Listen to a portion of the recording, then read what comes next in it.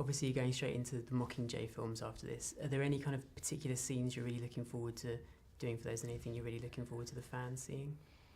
I'm really looking forward to just, you know, in Mockingjay 3 and 4, this whole war and this rebellion, this revolution that we've been building up to starts to happen. So I think I'm really excited about when we first go into the Capitol and the war begins. We're like literally under strict orders to say nothing about Mockingjay. I think partially because there is a book, so if you want to know what the movie's going to be about, you should just read the book. Okay. We're encouraging young people to read. It's a good thing. You know, if you look toward the end, I think, you know, war in the streets of the Capitol is going to be pretty fantastic. I think there's some really emotional scenes that's great. There's some great new cast members.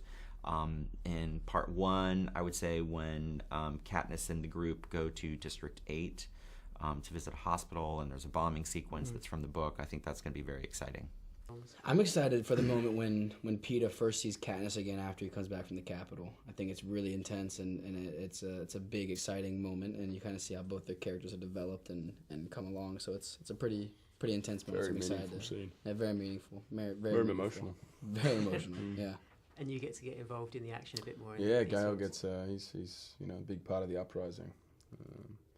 So it'll be good fun. It's such a good group of people to be working with. What I'm most looking forward to about these movies, because the next two, which are the second book, split into 2 parts, are much less abstract than the first. The second is less abstract than the first as well, but it becomes more specifically an examination of war and the consequences of war.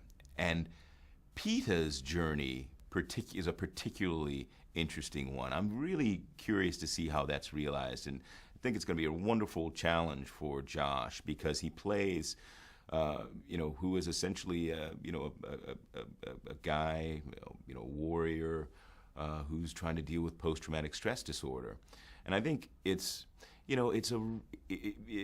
among other things, and I think it's a really wonderful.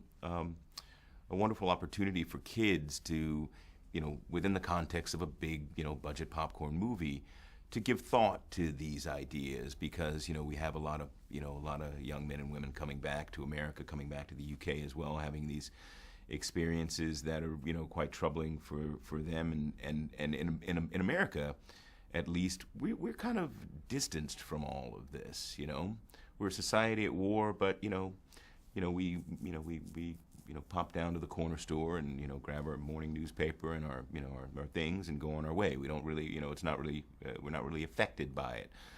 And so I think it's healthy that, that kids are taking in story that's relevant in that way at such kind of critical and volatile times.